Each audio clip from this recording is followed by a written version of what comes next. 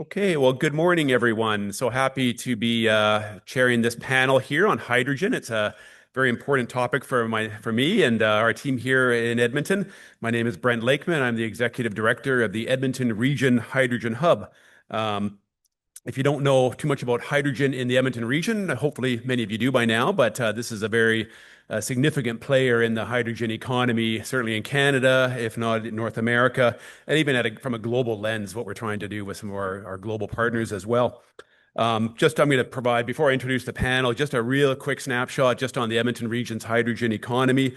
We always kind of like to start out, if you think about where Canada gets its hydrogen for where it's produced in Canada, about 80%, even 85% of it comes out of the province of Alberta. Obviously, as an oil and gas producer, this is really significant. We've been working with hydrogen for a long time here in the Edmonton region. And within Alberta, we like to think about two-thirds of that hydrogen production comes from this region, the Edmonton metropolitan region, particularly around the Alberta industrial heartland. I know there's a tour going on tomorrow. Some of you will hopefully be out in the industrial heartland. So we're really home to some of the leading projects to produce hydrogen and now low carbon, even net zero hydrogen. These are some of the world's leading projects right here in the Edmonton region, starting over 10 years ago with the Shell Quest project, which was linking carbon capture and storage with hydrogen production for a refinery, an oil sands upgrader up again back in the industrial heartland region. And since that time, we've had some really major initiatives, major final investment decisions on projects from some of the world's largest hydrogen companies like Air Products, building a net zero facility, the world's largest, the world's first net zero facility just on the east side of Edmonton, followed by another major player, Linde, building an even larger facility to support a Dow net zero hydrogen complex in Fort Saskatchewan at the industrial heartland as well. So really proud of these major initiatives. So when we start to talk about hydrogen, people kind of go straight to production, but the Edmonton Region Hydrogen Hub is really about how do we open up new markets for demand for hydrogen. And that's going to be a lot about what this panel is going to be talking about, not so much on production, but really more about the demand side and thinking about it not just within the local demand, but within the global demand, the North American demand, Western Canadian demand, whether it's in, I always think of planes, trains, and automobiles, but it's all quite relevant here. We're talking maybe trucks and rail. Airplanes is going to be a conversation coming up with sustainable aviation fuel in the next panel. So we probably won't get too much into sustainable aviation fuel today, but might just dabble a little bit. So again, just also want to highlight, I know Mayor Natu from Sturgeon County's been in the room. I think she might be in a different panel right now, but really the leadership from our mayors from the Edmonton region that make up the Alberta industrial heartland that saw this opportunity over 5 years ago, probably about 6+ years ago now, when they first started exploring what do we do with this ability to produce low carbon hydrogen. And their leadership led to the Edmonton Region Hydrogen Hub that was launched in 2021. And I'll talk more about the hub throughout. Dave Van Den Assem on the panel, and we kind of drew short straws as to who's going to be the moderator and who's going to be speaking about it. So we might go back and forth a little bit, and I'll talk more about the Edmonton Region Hydrogen Hub. But with that, I want to introduce our panel now. So first, we have Kyle Mulligan with CPKC Rail. I always used to think of Canadian Pacific, but now Canadian Pacific Kansas City Rail. Terri Johnson with the Alberta Motor Transport Association. Chris Green, who heads the major hub in the Pacific Northwest. And David Van Den Assem, really the leader for hydrogen activities with Alberta Innovates, which is a major player in supporting so many of our projects in Alberta on hydrogen. So I'm going to ask the panel to provide some opening comments, but we've also made a bit of a last-minute decision. We're going to put a couple of videos up just to kind of show really what's going on with CPKC, Alberta Motor Transport Association. So if those are ready, what I might just, before Kyle provides his comments, maybe show a really nice video that they put together. They've had a few videos over the past several years about their program, and I think it will really kind of set the tone for the rest of this conversation. And here at Ogden Park, we have 3 hydrogen locomotives in revenue switching in an effort to make switching here at Ogden Park emissions free. Skeptical. Yeah. Very skeptical. Yeah, for sure. Because it's electric. They've come a long way with electric vehicles, but an engine, I was shocked, actually. I was shocked. It's done well. The CP1102 is the first hydrogen RCLS unit. It makes an ease for switching with the remote control operations. We're trying to mimic everything we can with the diesel locomotive so that the adoption from our T&E group is seamless. It doesn't really feel much different than the diesel. At the end of the day, we can get the job done with it. We seem to be able to handle as many cars It's not less powerful. They're integrated into our mechanical inspections, the same as a diesel would be. They're used in revenue service. Our hydrogen locomotives are now integrated into the North America supply chain. They're so clean without the use of diesel and oil. All that's exhausted is water vapor, so they get a shower every time they run. 50 years down the road, every unit can be hydrogen, right? And we're at the start of it, so it's nice to be part of that. Yeah.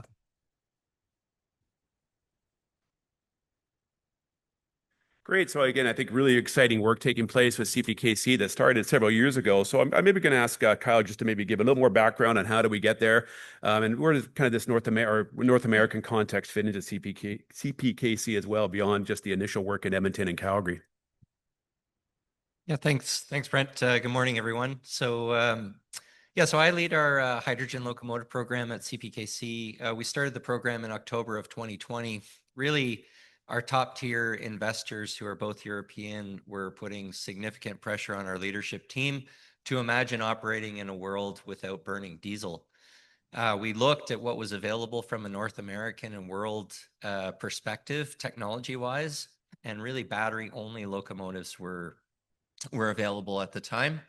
I am a qualified locomotive engineer and conductor, including many of the members of my team. And immediately when we looked at battery-only operation and looked at the duty cycles that we use in Class 1 freight operations, there wasn't really, they just couldn't meet the demand. And so that's where we focused in on hydrogen and what we could do with hydrogen fuel cells, mainly due to the fact that it's a portable fuel source, so we can quickly refuel the locomotives. We can generate clean hydrogen. I don't know if you noticed in the video, we have a 5-megawatt solar farm installed on our campus that's tied into our electrolyzer, so we're generating low carbon hydrogen. We're also sourcing a significant amount of hydrogen from the Alberta region. And ultimately, we built one prototype to try to get the industry on board with what we're doing, trying to get the original equipment manufacturers to invest in this technology. And unfortunately, they still haven't 7 years later. And so now we have 12 locomotives operating in North America. We've formed a subsidiary with CSX Transportation in the US called Hion Technologies. And we're actually able to manufacture these conversion kits for these locomotives in Alberta, send them to West Virginia, where the locomotive gets modernized from the ground up and then either used by CSX or CPKC. We do have a plan by the end of next year to get to 20 locomotives, and we're continuously building this program out. So it turned out that it has become a huge success in terms of demonstrating zero emission technologies in freight operations, and it's a platform that we can build on. So super exciting project. Did not expect that we would get to this point, but we have, and so we're looking to scale. Great, thanks, Kyle. And we're going to talk a bit about some of the factors, that led to CPKC's decision to go down this path as well in a bit more detail. I'm going to now introduce Terri Johnson, Alberta Motor Transport Association. Before Terri speaks, we've got a little video from AMTA as well, if that's ready to go. The future of freight isn't coming tomorrow. It's already on the road today. The Zero Emission Truck Test Bed, supported by Transport Canada, brings together AMTA, Deloitte, and local carriers to test zero-emission trucks in real-world operations across British Columbia and Alberta. Powered by hydrogen fuel cell technology, the Hyundai Exient delivers zero tailpipe emissions while meeting the demands of heavy-duty transportation.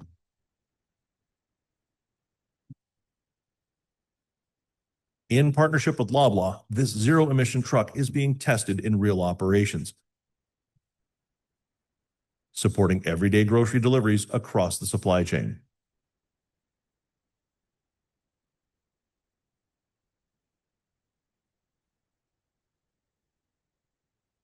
Hydrogen fuel cells enable fast refueling, long driving range, and quiet operation, making them well suited for demanding logistics environments.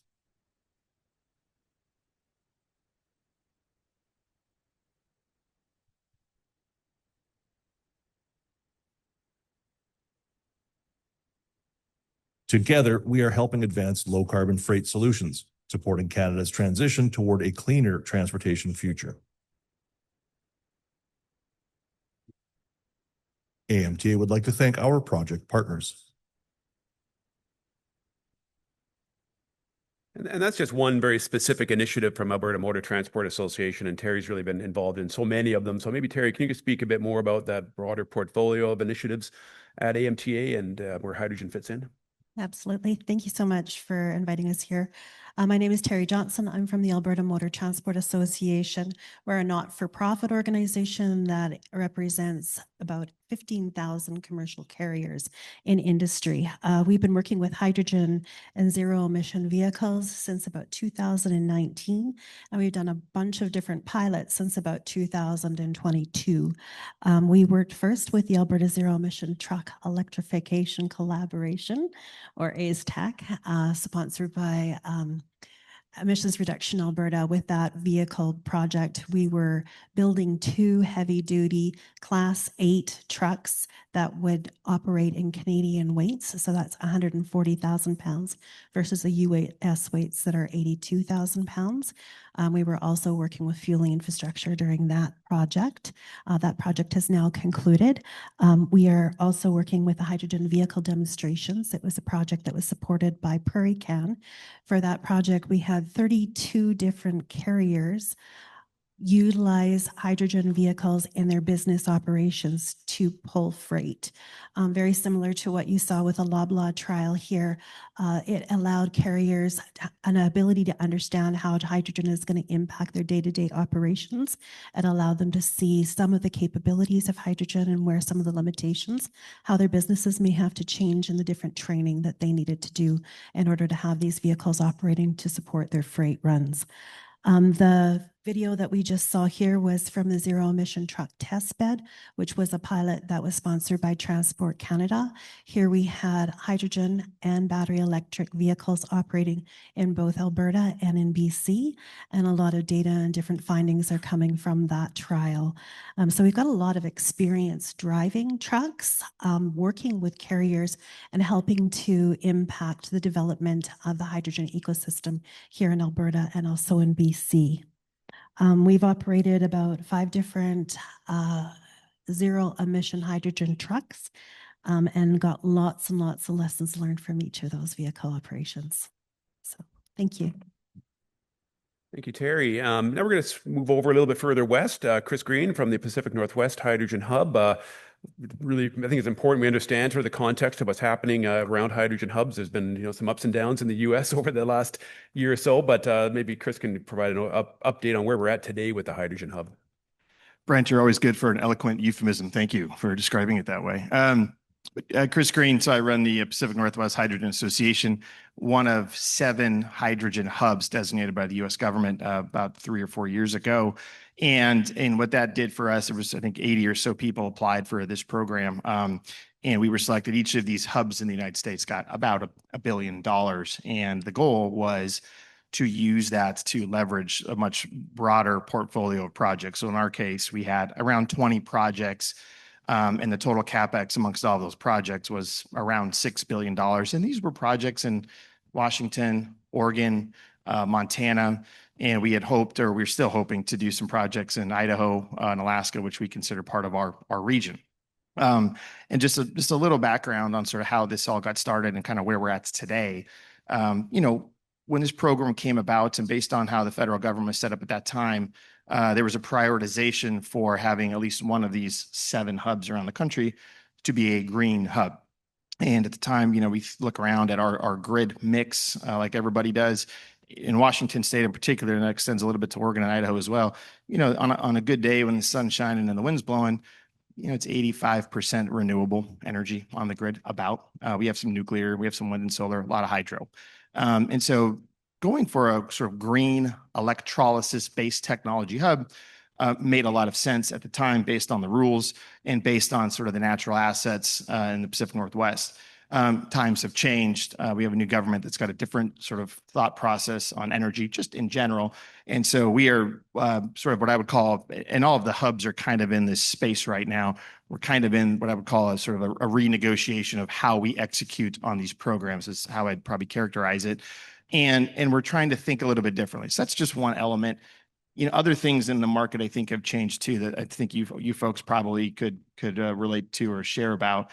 I think when we started this, I think we were aware to some degree that injecting whatever was going to be amongst all the hubs, 40,000 tons a day of hydrogen into the market, was going to be an interesting task. And identifying the demand was going to be not the simplest task either.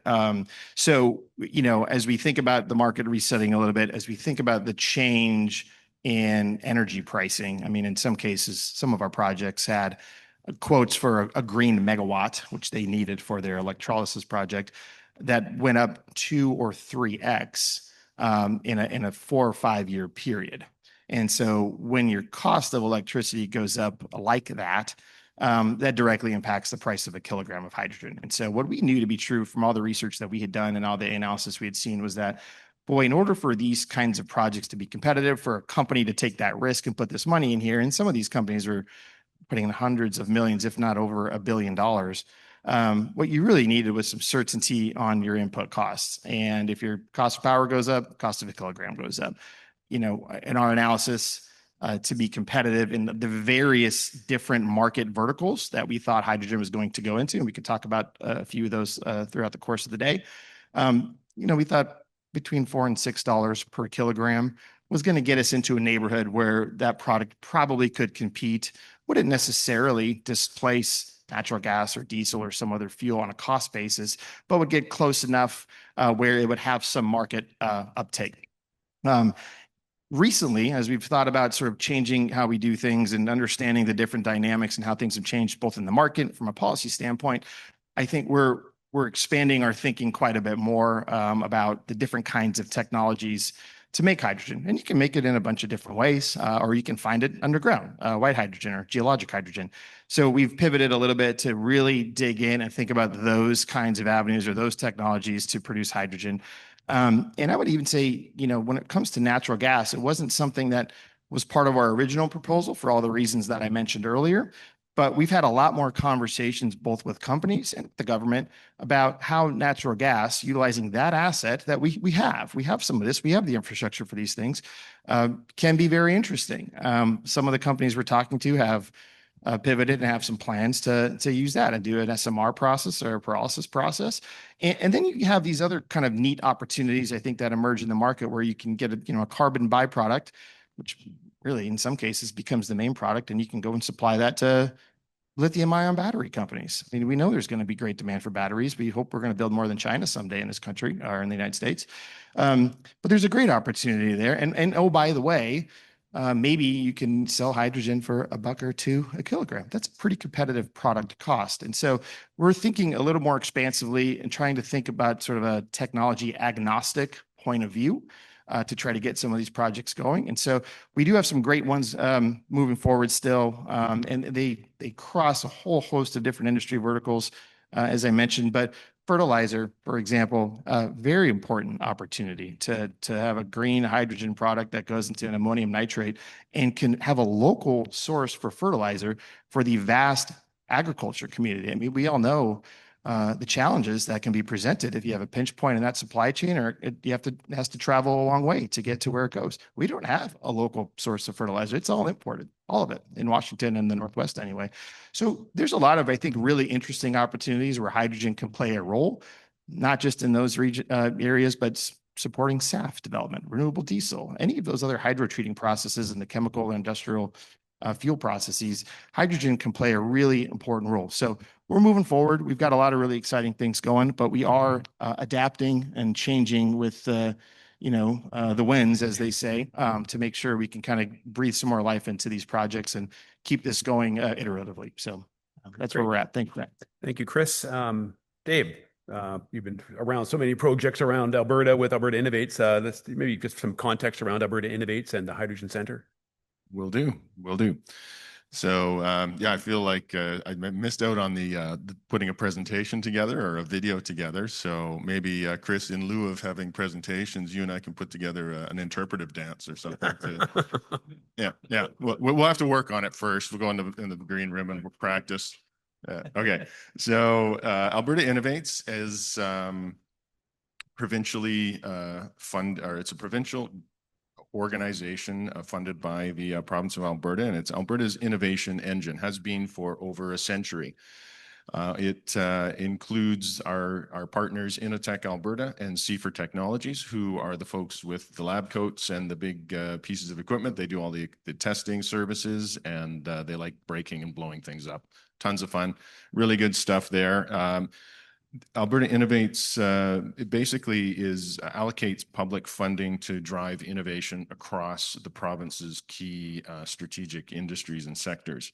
So resource extraction, smart agriculture, environmental innovation, power and energy storage, digital innovations, health innovations, and innovation ecosystem development. So lots of different areas. We cover quite a bit. So that's Alberta Innovates. Now, within that, in 2021, we were asked by the province to work on and develop the Hydrogen Center of Excellence for the province. And so we were very eager and keen to do that. So that got rolled out in 2022 with $50 million seed fund from the province of Alberta through the Technology Innovation and Emissions Reduction Program, TIER. And that has been operating since 2022. So we are in our 5th of 5 years of that program. And I'll just throw a few numbers out at you. So with the $50 million seed fund, we were also able to leverage from our federal friends in Natural Resources Canada and Prairies Economic Development Canada, $15 million from NRCan, and towards a couple of competitions, technology competitions that we ran, and $3 million from Prairies Economic Development, or Prairies Can, for developing some of the testing services and equipment at our Innotech and Seafer facilities. So we allocated our dollars, $10 million went towards capital for enhancing the facilities. So they have now developed and are operating in some cases globally unique, in some cases globally rare testing facilities. And so it really helps to bring the focus on our abilities in the hydrogen space here to get your technology plugged into a piece of equipment and tested and run from everything from a benchtop to a field scale unit. And really successful so far. Our Seafer Technologies team alone has since leveraged their contribution up over 300% to really realize a really good return on that. And they've also gathered interest of the, I think, 14 participating partners. 7 of them are from outside of the province and outside of the country. So there's a really great international draw. People are recognizing the capabilities of this facility. And so that's great to see, and we're hoping to see a lot more. So in total, we've supported 67 projects in the province with a total project value of about $163 million. So that's a direct investment from all sorts of different regions, all sorts of different partners in the province. And for one of our competitions, we partnered with our sister organization, Emissions Reduction Alberta. And they put in $34.5 million on a number of projects for a total value of $162 million. So between the two of us, just in the last few years, we've been able to generate investment of over $325 million just in hydrogen projects. And if we look historically outside of just this last few years, together between Emissions Reduction Alberta and Alberta Innovates have generated or co-invested in over $2 billion worth of project value in Alberta just for hydrogen. So it's very exciting. And that's a little bit about what we've been up to. We'll get into some of the specific projects that both organizations have supported and some of the other goodies over the next hour or so.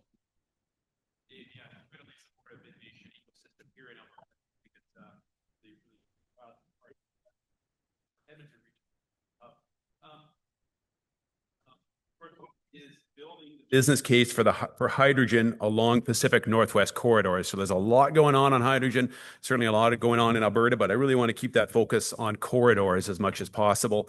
And maybe just a quick reminder, the app is out there for questions. So please put any questions into the app and we'll get to those. I got a few questions to get things started off though. So I guess with that context around the business case, I really want to hear from kind of the industry players like CPKC, the industry associations like AMTA, but also, Pacific Northwest and other perspectives on, how you're working to create an economically sustainable business case. We know, hydrogen's been supported to some extent because of the environmental benefits as a greenhouse gas response mechanism. But as those policies are still somewhat, not the most stable at times, how do you look at it more from a more economic perspective? So I might start out with Kyle on that one. Sure. Excuse me. So yeah, I mean, this does come up a lot. I'd say early on in the project, we were lucky to get support from, so we funded the initial prototype, as I mentioned, based on the feedback from the investment community. But then we were lucky enough to get funding from Emissions Reduction Alberta and Canada's Low Carbon Economy Fund. So essentially sorry about that, it was on silent. Now you have to try and interpret that. Yeah.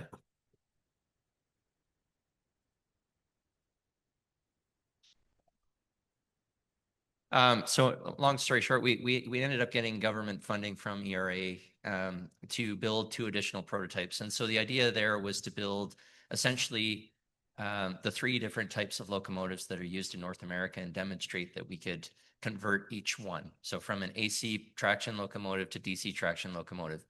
The funding also enabled us to install the hydrogen refueling infrastructure so we could produce our own hydrogen on site to support the testing. So the initial prototypes were actually significantly more expensive than your standard diesel electric locomotive, despite them being conversions. But at the same time, we needed to learn and invest in how to do the conversion. We needed to invest in the testing to demonstrate that they were reliable and get these locomotives into revenue service. And so that funding was absolutely critical. After that, it was really up to us to figure out how to scale this and bring the cost down. And that's when we looked at the project as a whole and said, in Canada, we're not really good at rebuilding locomotives. The US has that expertise. They've maintained that expertise.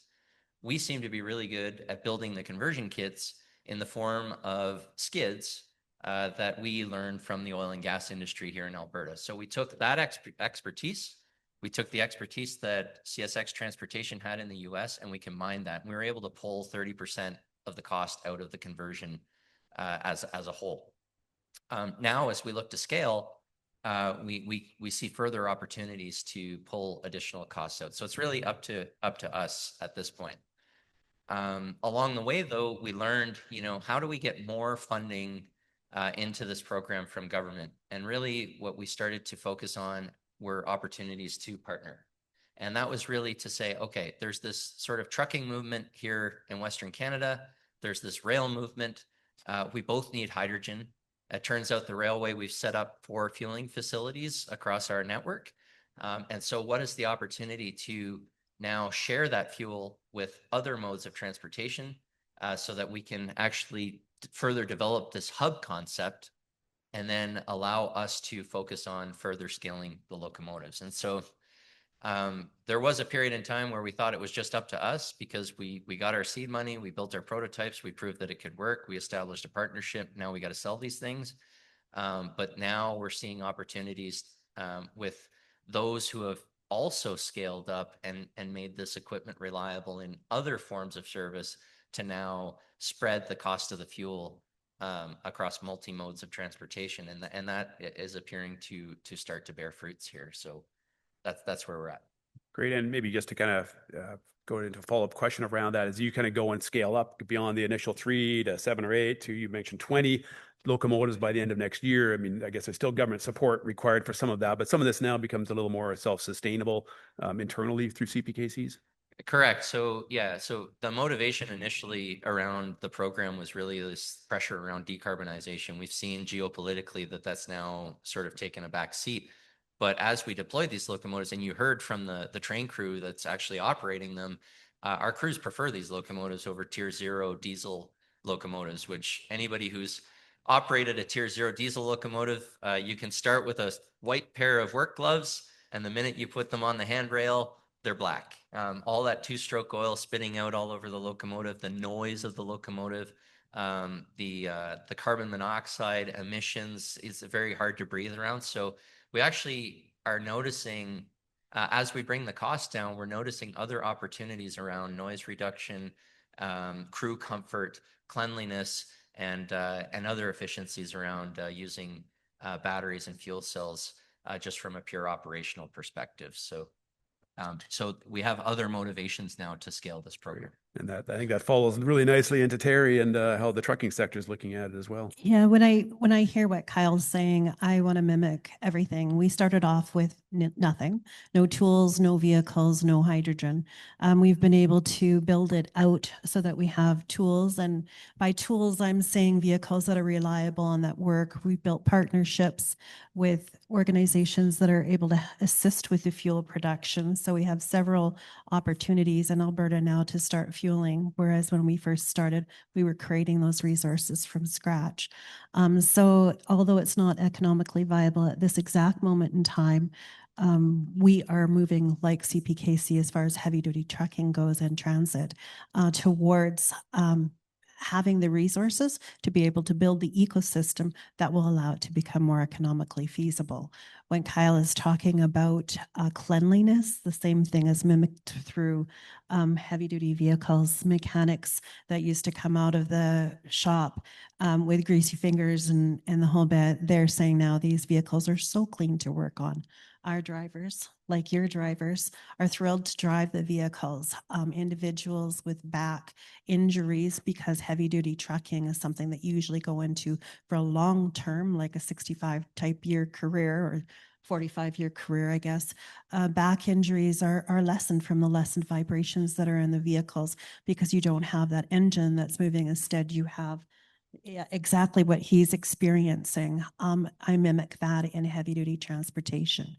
So there's a lot of other opportunities, health-wise, environmental, with those vehicles, not just economical. So just wanted to say what you're saying is the same as what we're seeing. Great. I'm not sure, Chris, from the Pacific Northwest Hub perspective, American perspective on the business case these days? Yeah, I think there's still a really strong business case. I think the timing is the very interesting part of this conversation. I mean, you could talk all day long about all the different technologies and verticals where hydrogen is already used today or is in demand. What we're, I think, trying to do with these hubs is, try to get a lower carbon product out there. And there's lots of places and regions where that have, rules and regulations about decarbonization where that product is going to have a life cycle. As it stands today, competing just one for one on par with diesel. No, it doesn't compete. And it's just not where we're at right now. It just doesn't, especially if you want to go all green. So there's work to do on that part. I think what we have noticed is, with these hubs in the United States anyway, it was a very ambitious program. The Biden administration had this hydrogen moonshot. I forget what the name of the sort of endeavor they called it, but it was to have within 10 years have hydrogen out there in the market for $1 a kilogram. Very ambitious goal. Good goal. You should have ambitious goals. But it was a lot harder to get that off the ground. Basically, it was trying to create supply and demand for this product at the same time for a new hydrogen, sort of lower carbon product that would be out there to compete with the gray hydrogen that's already in the market and used quite in many places. I think what we're thinking about now is, in the same way other clean energy technologies have taken off or gotten a footing or become commercialized and profitable over time, is smaller bites. And there's two ways to think about that. Rather than having the United States dotted with massive facilities that are producing anywhere from 100 to 1,000 tons per day of green hydrogen, that then have to move that product a long ways. I think what we're seeing now is some opportunities for some disaggregated sort of opportunities. So when I think about right now in the near term, when I think about talking with all the transit related agencies in the region, they've got battery buses. Those work for certain things, but for longer routes or different weather, hydrogen makes a lot of sense. And they've usually got mandates to do that. What would be nice is if they could have proximate access to the hydrogen. So small electrolyzer, facilities that do a few tons a day, something like that. I think there's a life cycle for that to get started that will help the market sort of acclimate a little bit more over time. It's the same thing in my mind as we saw with the biofuel industry. And there's more folks that are going to talk about that. Hopefully everybody should go listen to Bruce Felming on the next panel. He's going to have a lot of great stuff to say, I believe. But battery technology, there was a time when you could buy an EV and there was 2 EV charging stations within 100 miles of your house. That's different now. It took a long time to get there. So I think hydrogen has a cycle like that coming up too. But what we're really looking at now are smaller bites, smaller volumes, but proximate to where the use case is. Moving that stuff, the estimates I've heard from our project partners are, you move hydrogen 100 miles and you add $1 a kilogram per 100 miles, and it adds up. And when the price is that sensitive, and it is, you have to think differently about how to get uptake in the marketplace. Great. So maybe just to kind of build a little bit off that last set of questions, I think, Chris, you mentioned competitiveness vis-a-vis diesel with hydrogen. I think there's maybe a more general question around the need to continue to focus on our competitiveness. Where do you see hydrogen playing a role, whether it's today or maybe perhaps in the future? How does the sectors in particular look at those competitiveness concerns, and how do you keep hydrogen on the radar when maybe today it can't compete, but down the road there may be a different situation? That was back to me. Is that right?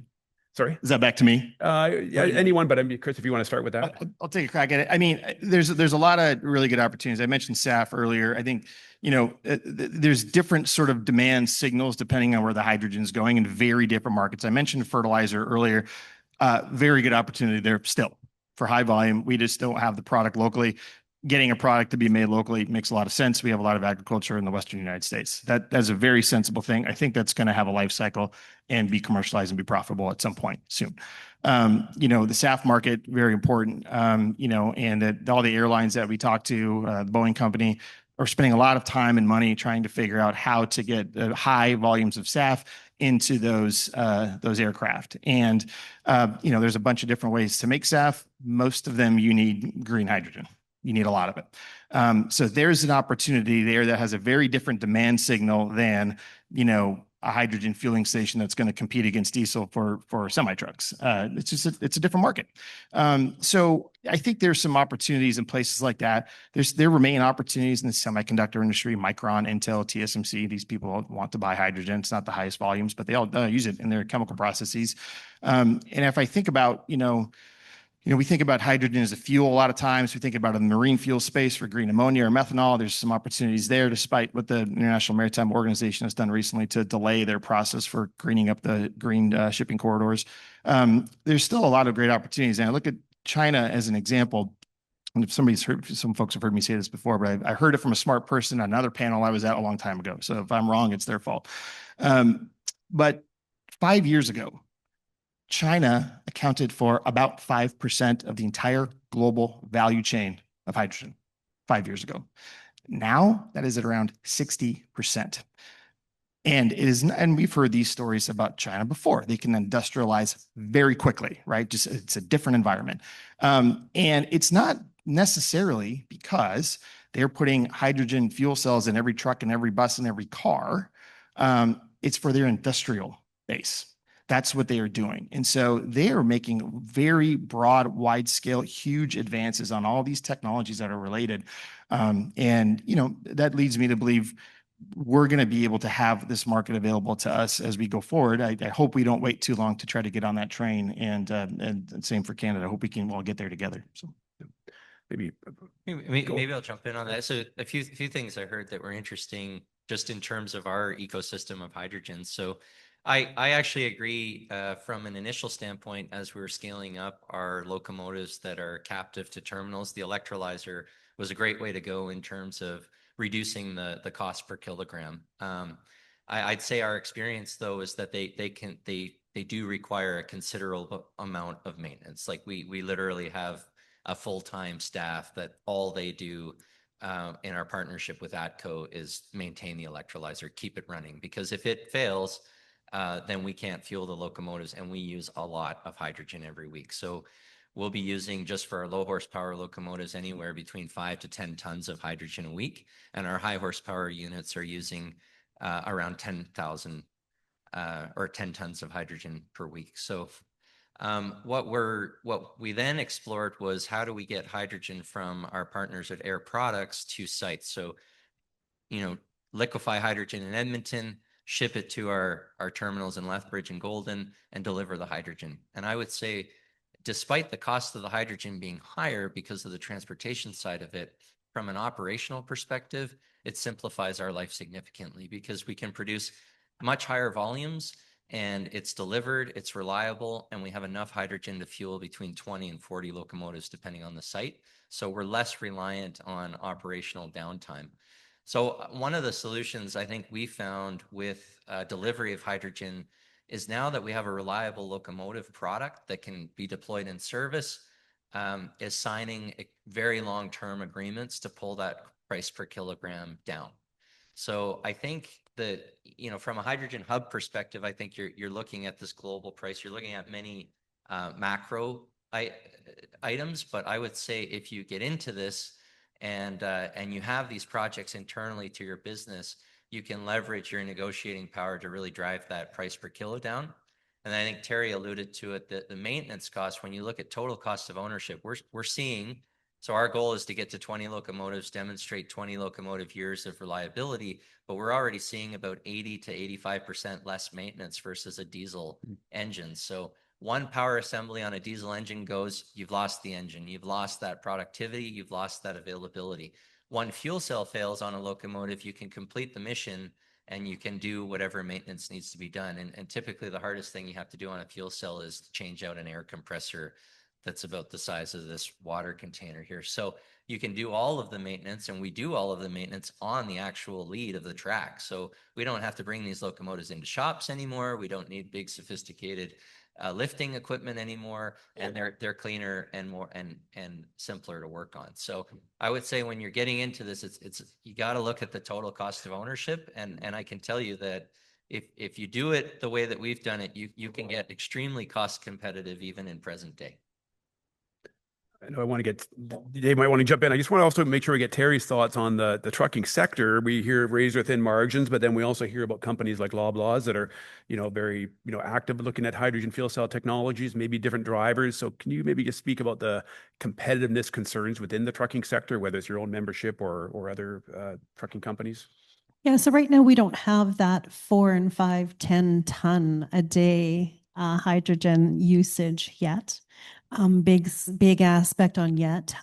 So for us, the hydrogen itself isn't economical, but we have leaders, and leadership in a technology is critical. The reason that we had worked with the ACE-Tech project with Emissions Reduction Alberta to build these vehicles here in Canada is because if Canada isn't a leader in technology, we're going to get left behind. And that's a big thing. We have to know we have a different weather cycle here in Canada. We have long ranges. We have all sorts of different things that might not be encountered in California.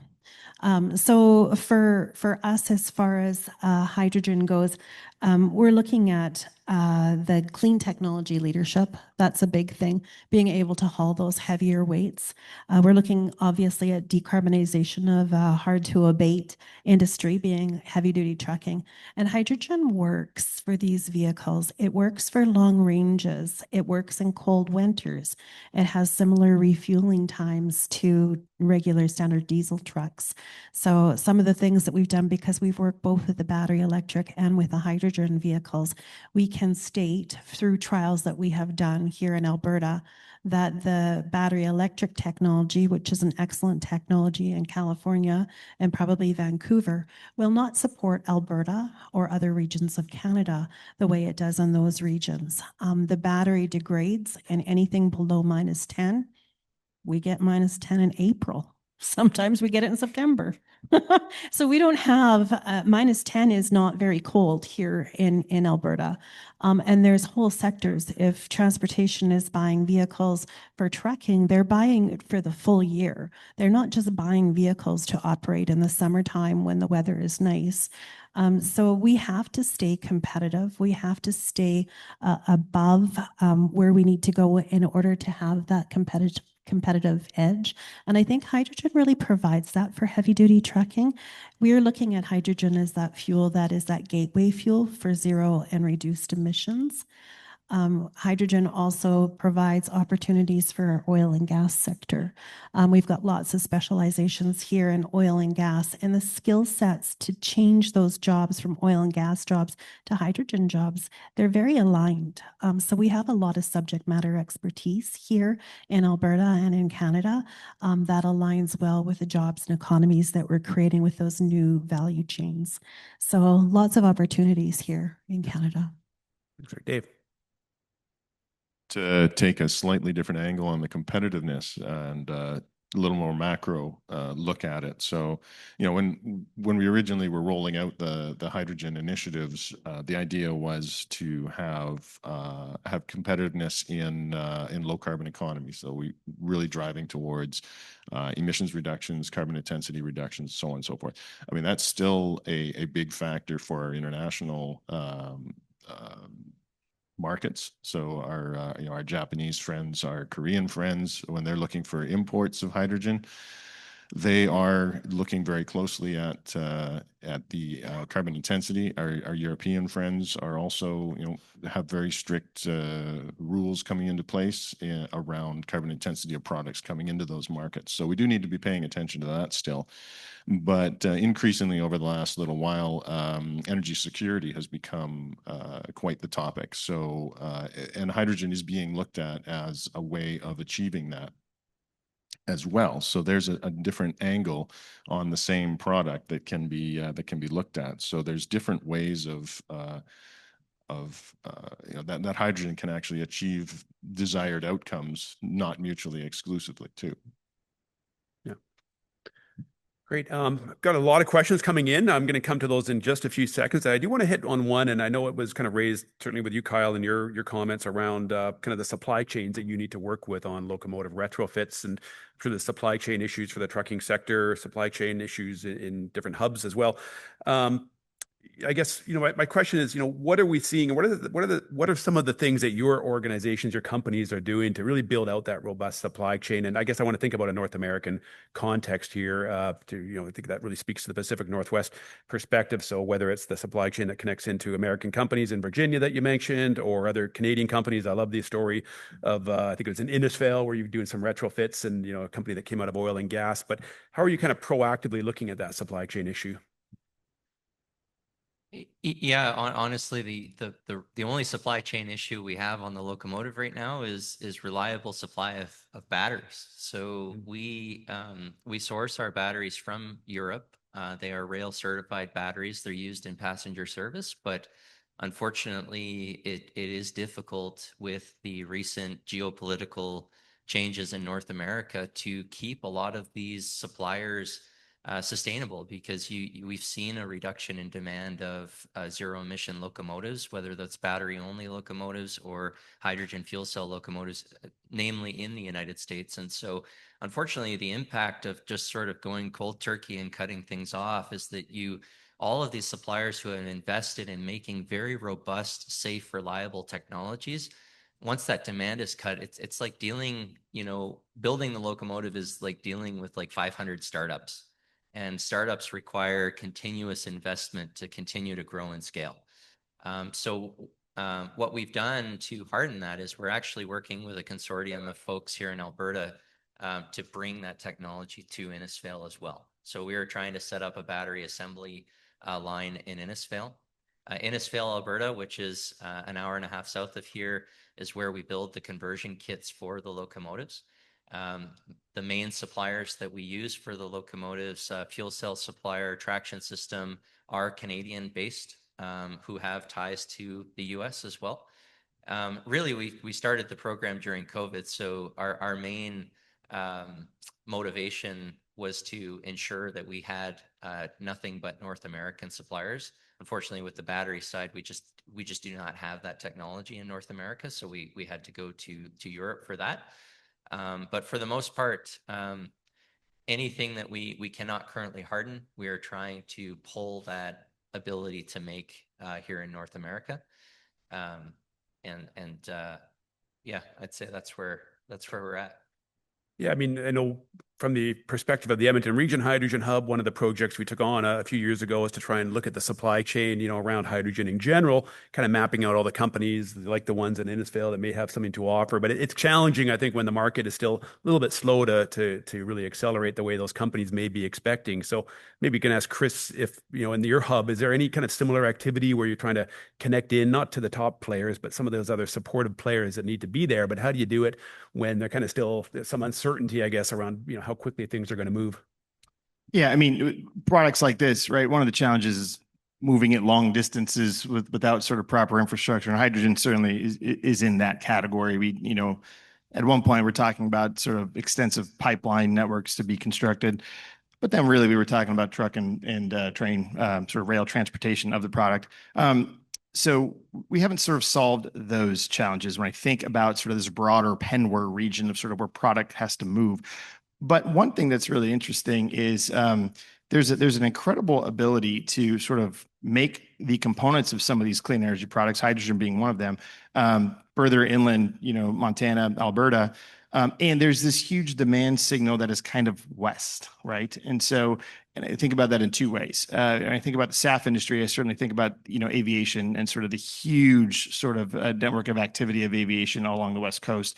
So getting that product from one place to the other, there's a sort of fiscal incentive to do that and try to figure out how to solve those challenges. And the product's moving that direction already. And then when I think about it, again, I think somebody mentioned trade and exports, huge demand internationally for some of these products. So when I've worked for years in the state government at Washington, and we were constantly doing trade missions to Korea and Japan. We mostly talked about energy, mostly. They're sort of waiting patiently to see how much can get produced and exported from these West Coast regions. So I include Prince Rupert and everything in BC, as well as down on the West Coast of the United States.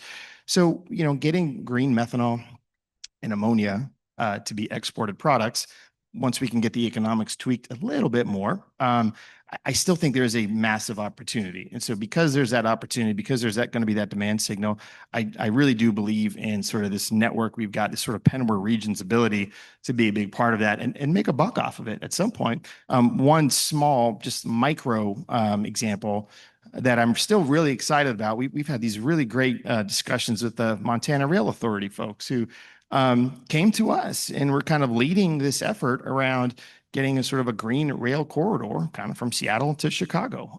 Very exciting conversations and working with rail partners and the technology partners and things you're further ahead on. But so there's still a lot of interest. There's still a lot of activity around these things, despite sort of the undulation, as we mentioned earlier. It's been interesting to me how resilient some of these hydrogen projects and partners and leaders and corporate entities have been.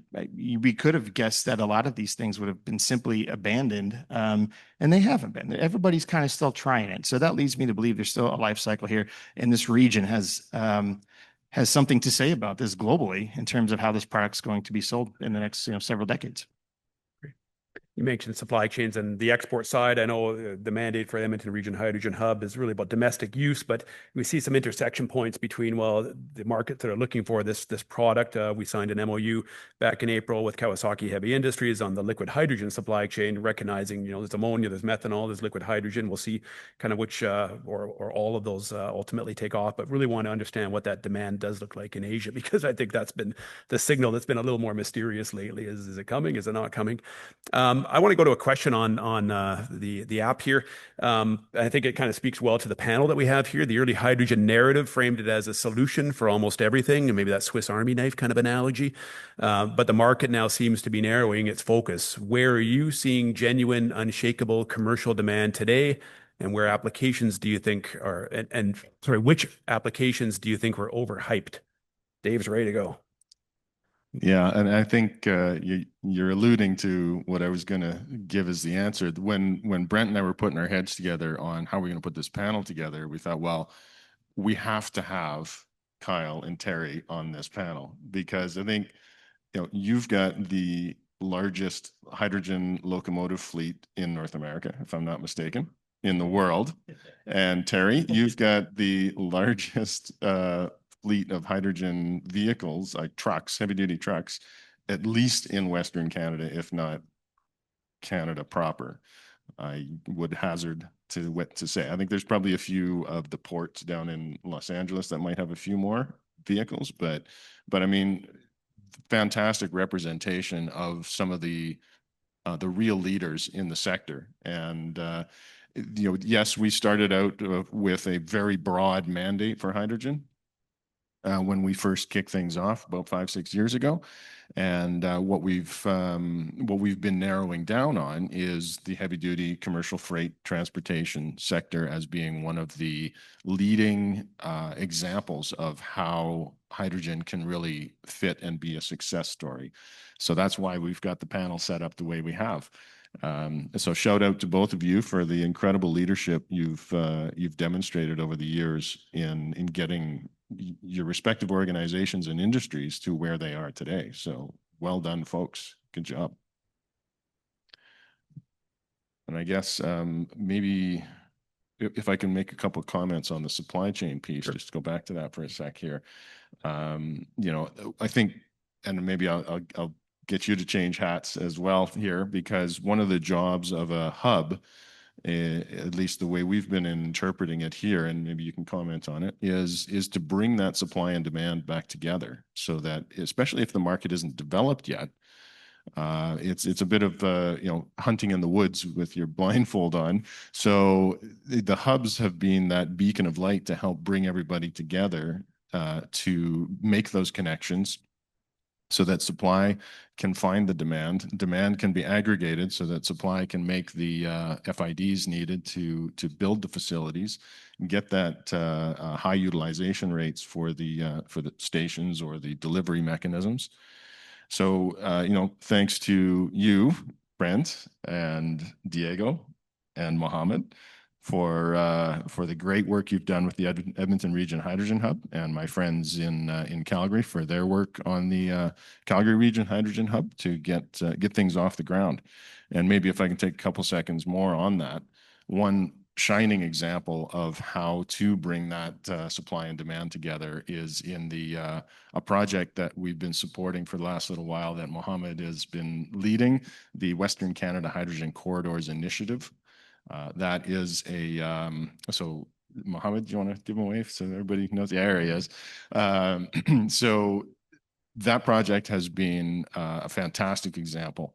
And what the idea behind it is to do the modeling needed to help the businesses make the investment decision on you know, how to get this integrated into their fleets, whether that is trucks or locomotives, and then bring those groups together into a consortium so that you have the full value chain represented. So you can build up piece by piece, like you said, just one chunk at a time, but representing both supply and demand together with a common voice to then approach the different funding and investing bodies with a coherent, cohesive project, which reduces the risk of that project going ahead and really builds the momentum. So thank you, Mohammed, for your incredible work in building that up.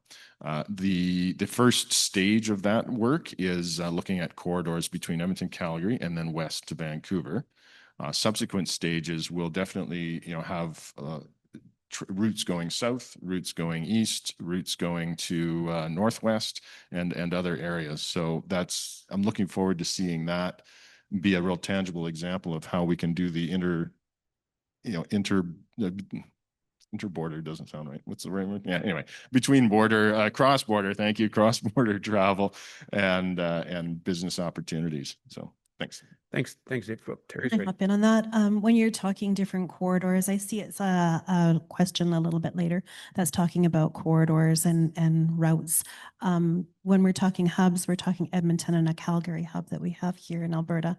And obviously, you come right away with the Edmonton to Calgary route, which is a significant amount of transportation that goes by. But then, as Dave alluded to, going into the Western Canadian hydrogen, we've actually been doing tests in Vancouver. From Vancouver, we've been able to go to Merritt. In order to go to Merritt with these trucks, you have to go up the Coquihalla, which is the largest elevation between Calgary and Vancouver. So there's the Coquihalla, and then there's another one that comes before Golden and another big. But we've already proven this one large elevation point with the hydrogen fuel cell electric vehicles. So we already know that they will work on those routes.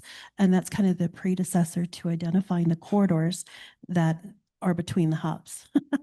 So all those little hubs that we've got, we've been able to build out, and then proving as we go further on that the vehicles will make it is what we've been working with to connect them. Yeah, and maybe just to follow up on Dave's comment around hubs, I think that's where there's been a lot of value from my point of view. There's a lot of analytical information out there. That's great, but we sort of found it's actually bringing the people together. It's that convening function, and that is one of the key roles of our hub: convening, doing some integration, and doing some advocacy. But we sort of found the assumption was that must be happening already, and we kind of it really probably wasn't, not as well as it should be, to bring all parts of that supply chain together: the producers, the OEMs, the end use demand. So I think the Corridors project have been quite exciting from that point of view, and maybe a model that we'd like to bring out to other hubs, other corridors across Canada, and even between Canada, US, and elsewhere. I think what I would say just about I don't think we touched on the overhyped piece. That's right. I would just say to anybody who's doing anything hydrogen related, it is not a 9-to-5 job. So Terri mentioned about being leadership in this field. So I came to the Canadian Hydrogen Convention here in Edmonton 5 years ago. There were probably 15 to 20,000 people there. Came here last year. There were maybe about 3,000 to 4,000. But the people that were actually there were the people that you saw year over year that had projects that were actually working. And so I think the overhyped piece comes from it's very easy to get on this hydrogen train and say that you can take some fuel cells and some batteries and put them into an automobile or an aircraft or a train or a truck. But ultimately, the integration and moving that into a production environment, dealing with all of the various faults, the various altitude conditions, grades, and such, it requires a significant amount of tuning and adjustment. And so, what I would say is that I think when you have these big initiatives, there is a certain portion of it that's going to get overhyped because your funds are going to get allocated to projects where maybe some of the leadership thinks it's a 9-to-5 type of deal. It's a 7-day-a-week type of deal to get it right. And so I think now we're in a position where, sometimes change, despite it appearing negative, can be good because it really shows you which projects are going to sort of weather the storm, so to speak. And we at CPKC look at the opportunity where the focus is back to fossil fuels as a 4-year opportunity for us to demonstrate the technology is hardened, reliable, such that when we come back towards investment in zero emission or larger investments, we have a fully ruggedized, hardened product that's available. So, so I just wanted to mention, there are probably projects where it may seem overhyped. I think it's a lot to do with leadership in getting through this, and I think what you're going to see in 4 years from now are really the projects that have weathered the storm and that are rugged and ready to go for massive scale. Right on.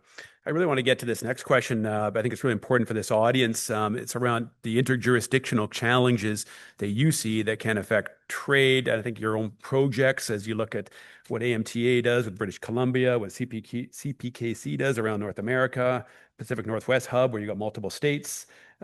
Dave, as you kind of look at government interconnections between, other innovation ecosystems, I guess what have been some of the learnings and maybe the biggest challenges that we don't really want to miss out on if we've got to put our effort around that, if we're really trying to scale hydrogen end use? If you're ready. Well, one of the first things that comes to mind is having standardized equipment, standardized approaches. So, there has been a lot of work done with CSA, STM, and a number of the other standards development organizations. And there are representations across border, I think, in those. And but working towards a solution where a locomotive or a truck can go from California through all of the states into BC or Alberta or and all the way up to the territories or into Alaska, and be able to refuel without a problem, without saying, well, I can't go there because they have that kind of type A and I need a type B we don't have enough demand to support that many different types of stations at this stage. So I think having, just like you would do with your gas or diesel engine when you're driving around, if you're doing a cross North America tour in your vehicle, you don't want to go like, oh, I can't go there, I can't go there, I have to go there. That has to be standardized in order to make things cost effective and efficient. That's the first one that comes to mind, and maybe I'll let others weigh in on some other ideas. Yeah, I'd be happy to. So for us, a big one is unfortunately is tariffs. So we established this partnership with CSX prior to the regime change in the U.S.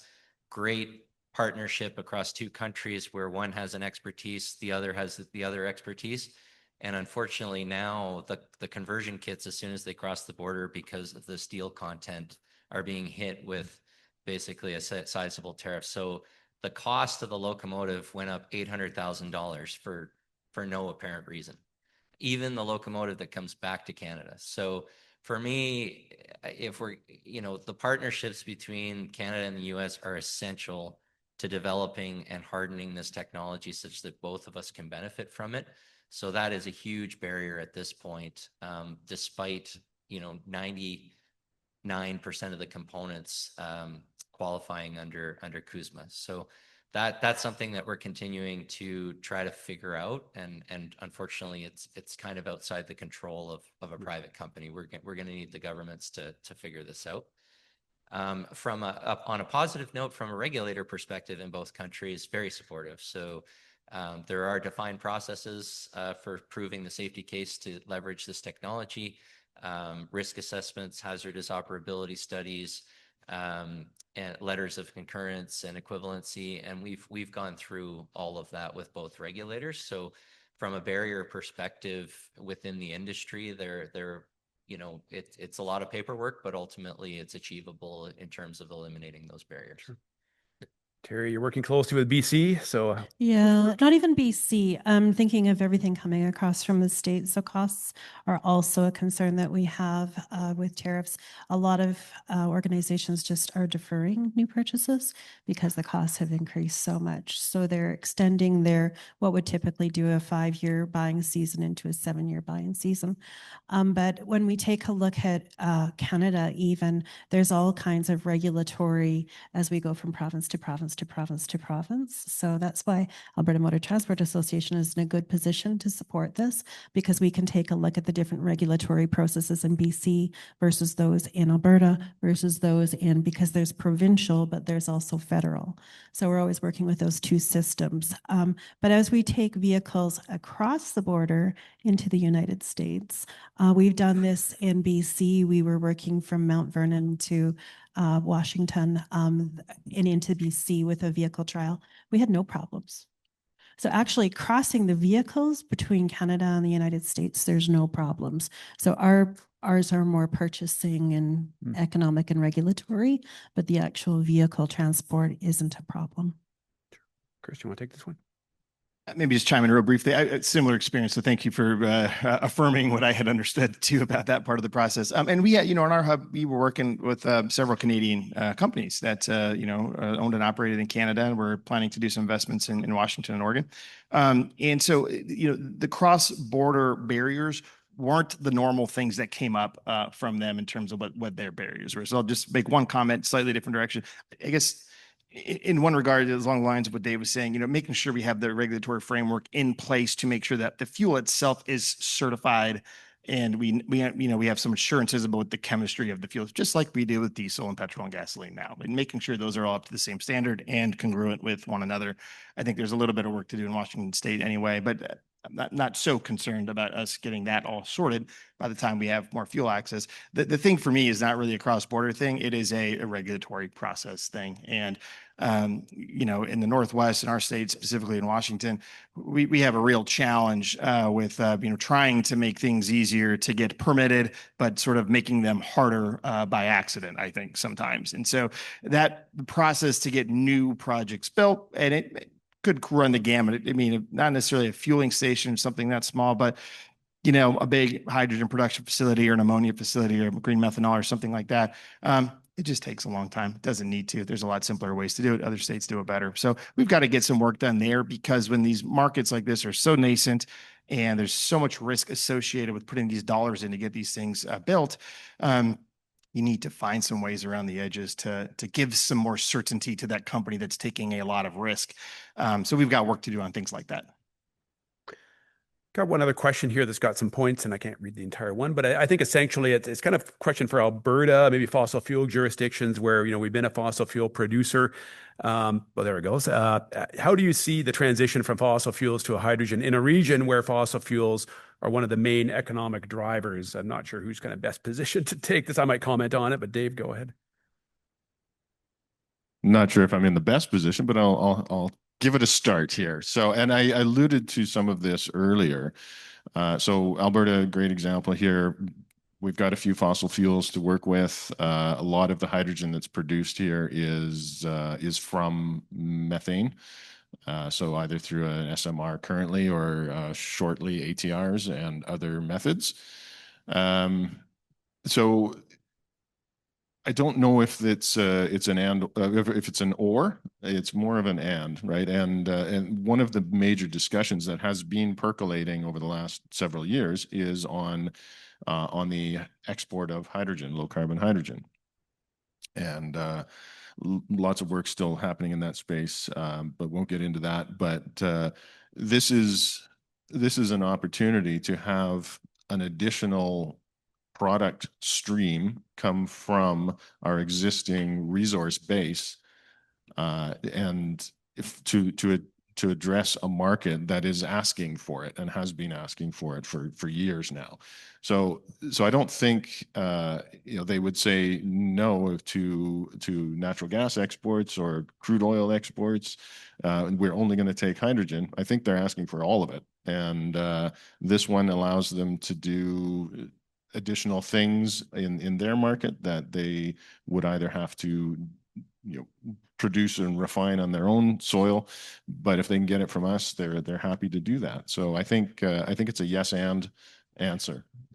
Yeah, and I think maybe I just comment on the Edmonton Region Hydrogen Hub's perspective. We have really strong support from players in the fossil fuel sector where they know hydrogen well. They've got the expertise when it comes to production projects. We've got major multi-billion-dollar projects currently under construction in this region, so you can certainly see that the economic benefits, the environmental benefits associated with like a Dow net zero facility, renewable diesel production, hydrogen companies building some of the largest facilities in the world. So really strong. I think as it starts to get more into demand, it's a pragmatic audience as well, though. Like, okay, maybe we're not ready for, hydrogen in our power sector when we have low cost natural gas, and anything with carbon capture and storage is going to increase the cost. So let's kind of be careful where we decide to apply it.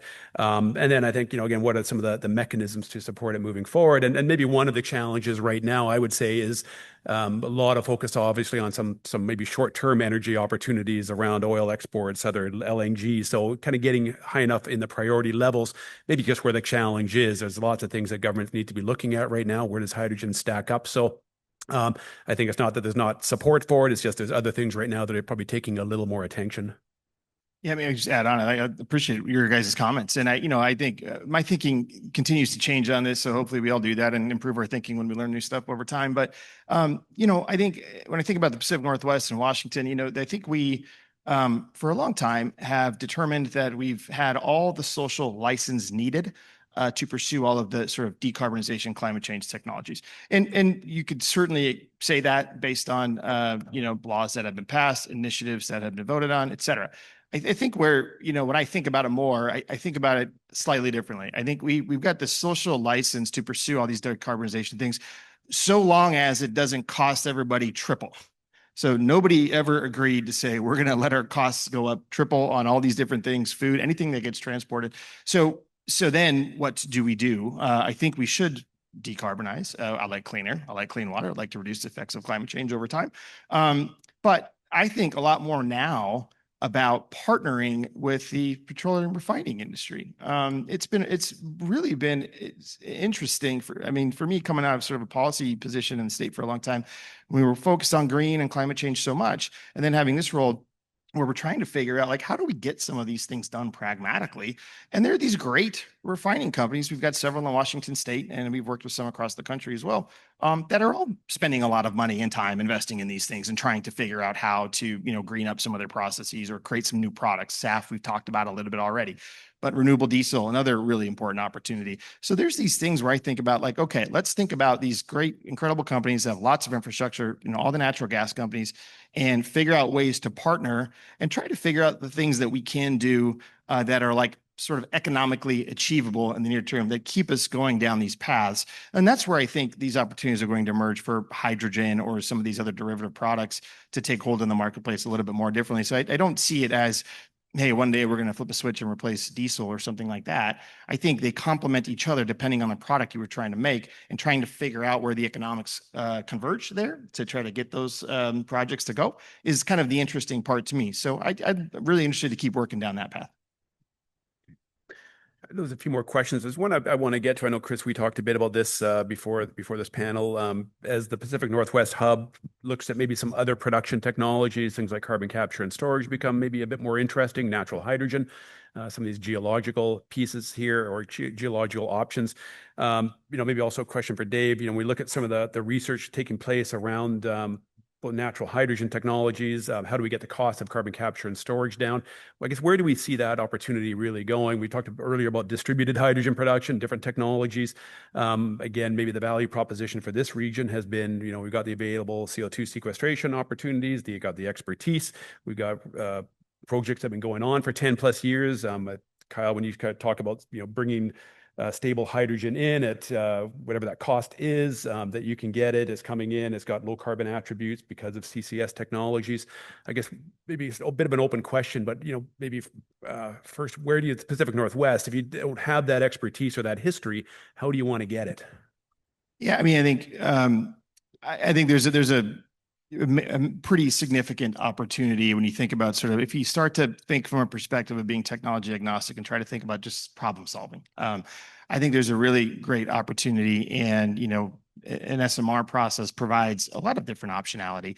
I was listening to one of the panels yesterday, and one of the gentlemen up there, his speech was about, he loved carbon. He said, "Carbon is great. I love carbon." I don't know if I'm that excited about carbon, but there's a great market opportunity for carbon. I think I sort of mentioned earlier, some of the projects that we're talking to now with CCUS technology can basically, make the carbon product from that SMR process a profit revenue generating endeavor that allows hydrogen to be made for very cheap. And so, if I'm talking to a company that says, "Hey, look, we can do this, we can sell this product into the battery technology industry. And by the way, we've got hydrogen for $1 a kilogram or cheaper." I mean, at one point, the company was like, we would vent this stuff. We don't really even need it. We're going to make money over here. Well, like, geez, we should be looking at that opportunity. I think with state in the Pacific Northwest, there's a bit more work to do, I think, on subterranean exploration for a handful of reasons. We do think there are some geologic hydrogen opportunities.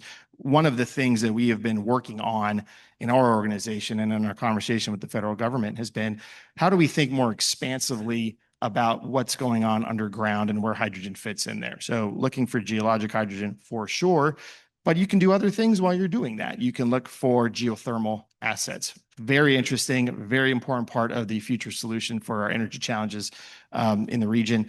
And then you can look for carbon sequestration. We've got a lot of basalt formations in our part of the world. And I don't know that we've fully explored how well and capable those could be for CO2 sequestration. So there's a host of, I think, other practices, technologies that we could sort of go down the path on that are all kind of related. And if you think about it in that perspective of a pragmatic problem solving perspective, and then, don't pin yourself into a corner to think just about sort of a climate focus on it, I think we're going to find some more solutions. So. Just maybe following up on a couple of those thoughts. So just over, okay, I'll back up. One of the ways that we can start to achieve the outcomes you're talking about is through working closely together, leveraging each other's strengths. So we've funded a study on natural hydrogen resource exploration and so on. And then our Innotech Alberta team has also done another study using a slightly different angle, different focus to really flesh out how to do this work. And over dinner last night, I just emailed you both of those reports. So, it's that sharing knowledge back and forth that the more of that we do, the more we can build this up together. So maybe that's one thought. And I think the other piece you were mentioning is just the efficiencies you can get from what you're already doing. And if a refinery is producing excess hydrogen, well, why not use that for some of these other niche applications to help build those up? And then some other facilities, like a chlor-alkali facility, for example, produces hydrogen as a byproduct, and often it just gets flared. So why not capture, purify, compress that, and have it usable for some of these pilot studies to help them get off the ground, and so on. So there's lots of interesting opportunities to collaborate and find the efficiencies and build things up from there. I think probably even openness to collaboration on research and innovation kind of between jurisdictions as we look at natural hydrogen, or if Pacific Northwest has needs, things that maybe we're working on here in Alberta. So hopefully there's that degree of collaboration can be pursued. Indeed, absolutely. Yeah. A couple more questions. We're running a little lower on time now, but this one I want to make sure we take in today's affordability challenges. How do we justify the additional costs to the consumer or the end user, I guess, that hydrogen brings to the table? And maybe getting back to CPKC and AMTA about, your end users and those costs, and what's a reasonable level of cost increase these days? Well, I think first and foremost, what's important on our side is developing the robust, reliable locomotive for the demand. Like, if you don't drive enough demand for the supply, we heard that you can make hydrogen in multiple ways and multiple forms.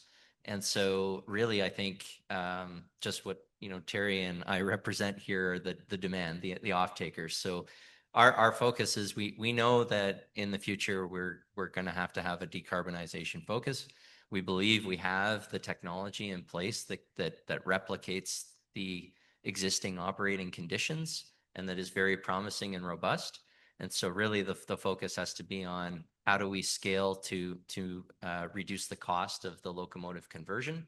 And then, as I said, working with the supply chain to drive the cost of the price per kilogram down. And I think it's really going to be a balance between being able to make a very long-term commitment and then sort of partnering with the suppliers to bring that cost down in the long run. So I think so we'll continue to grow it at CPKC. We'll continue to deploy across Western Canada. And as I said, in the last 7 years, I mean, the locomotives themselves are 30% cheaper than the initial prototypes. And we continue to see opportunities to drive that down further. And so I think if we just continue to focus on the ecosystem, just like we've done with diesel over the last 70 years, we'll get there. Sure. But we do need a solution that's reliable and robust, and we need to continue to invest in it to make sure that we have a lever that we can pull when the time is right. And that's what our current focus is on. I see Terri, then Dave. Yeah, for our trucking organization, the responsibility for paying more for the hydrogen is going to be designated to specific organizations. And that's what we're trying to identify right now. Not only where does it work, where can we do the hubs, what is the equipment that works, but who is the ideal customer to take this to the next level. You take a look at companies that have huge ESG mandates. It was Lafarge, now it's Amries. With Concrete International Company, they have huge ESG mandates. Loblaws here, Superstore, they're an example of a company that they haul freight, but they also produce a product, just like Amries would. So we're looking at a group of individuals that produce a product and are making revenues off of that product and haul their product. When they haul their product, they have environmental social governance responsibilities to the world as a large organization. And those large organizations are the ones that are going to bear the majority of these higher costs. So not necessarily will the consumer see as much of a impact because they're taking out of their profits and as a responsibility to society type thing. We're not going to be able to go to a trucking organization that has 5 employees and 3 trucks and say, you need to use hydrogen, you need to be filling at this amount of cost. Those individuals are not who we're looking at working with right now. The organizations that we are targeting and working with are strategically targeted, and they're individuals that are looking at more of a social responsibility towards advancing technologies, clean technologies that we need. Just before Dave, because I want to maybe introduce one topic and maybe that can kind of build off of what you just said. ESG responsibilities, other goals. We haven't talked about municipalities at all. And I think in hydrogen, municipalities do play an important role. There's lots of exciting things taking place in this region with our municipalities in the transportation sector. And it's really resulted, I think, in some, I'll call it some very unique homegrown solutions at the same time, which has been really, really exciting. So we've got, major international players here, but we've also got a really vibrant ecosystem of homegrown solutions, companies like Azola Hydrogen in Calgary, producing a hydrogen production technology to support municipal fleets and your fleets, and also dual fuel technologies from companies like DTI here. So I'm just going to introduce that, but then go back to Dave. Thank you for doing that, because that's kind of where I was going with part of it. So yes, it's true that currently costs are an increase over the incumbent. What the drive is over time as you scale up and you get the economies of scale, so you can drive your prices down. We've already heard from Kyle that some significant improvements can be achieved just by increasing the size of your order, right? And that helps the entire supply chain. And if you do that in every area of the supply chain, then eventually you get pretty darn close. Some other opportunities are with the dual fuel kits. So that's a aftermarket kit that can go on to a diesel truck, for example, and that allows you to blend hydrogen into your diesel engine. With this, you can use the hydrogen when it's available, but if it's early days and you don't have a ready supply of stations, you can switch seamlessly back to diesel. The nice thing from a fleet operator side is you don't have to have that truck now become a stranded asset while you go buy a fuel cell vehicle for 5 times the price. You can just do a retrofit kit, continue to run your diesel engine with now hydrogen, and realize the environment and social benefits without incurring the same level of economic costs. And as well, you get some added benefits in that by blending the hydrogen, you can improve the efficiency of the burn, which reduces the particulate matter development, has a more complete combustion, so you have a lot less fuel emissions, so it's a lot cleaner coming out. So it reduces your OpEx for the diesel emissions fluid system. So there's some other benefits that go along with it. And I'd say if you want to look at a true comparison of costs, you want to look at total cost of ownership rather than just this cost versus that cost, because the whole package is where we really start to see some of the big changes taking place. So that between that and the scale up over time, the drive is towards achieving those parities of cost. And a lot of the work we've done is funding technology innovation, new novel solutions, next generation solutions that are better than, more economical than what's currently available. So if all we had was what's currently available and it was economic, then we would have been doing it already. So let's get the next gen solutions out there that can do it economically. So that's the other side of it. Okay, we are at time now. I was going to maybe ask for any final comments. If you can do it in probably 10 seconds or less. Well, I guess you want to come back to the main topic, which was, what is to build the business case along corridors. What would be maybe one key enabler that you really think, let's not lose track of something if we're really trying to do this, whether it's in rail, transportation, hubs, any last thoughts? And like I say, keep it fairly quick. Yeah, I think continued investment from the private sector and governments is going to be critical to keeping a lot of the suppliers sustainable for this type of technology. And I think it's looking promising, and in a few years, definitely the hydrogen is going to play a key role in what we're doing here. So. Yeah, for long haul trucking, hydrogen is a very good zero lowered emission option. But the big thing that we have to keep focused on is collaborations. Working together with CPKC, who has a large hydrogen demand. They're a really good friend. Over here, we have really good friends in Air Products, and keeping those friendships, developing them, understanding who has the education we need, just collaborating together, all working together, all learning from each other is a big thing. Yeah, I think some of the really big things I don't want to lose focus on, shipping fuel and SAF, these really big ticket items I think are going to be very important. But in terms of corridors near term, at the risk of sounding a little bit like Kevin Costner, I think we should build the fueling stations, as many as we can, and see who comes. I think, getting more of those along the I-90 corridor, the I-5 corridor, that's where we're spending some more of our time right now, trying to get some of those small wins.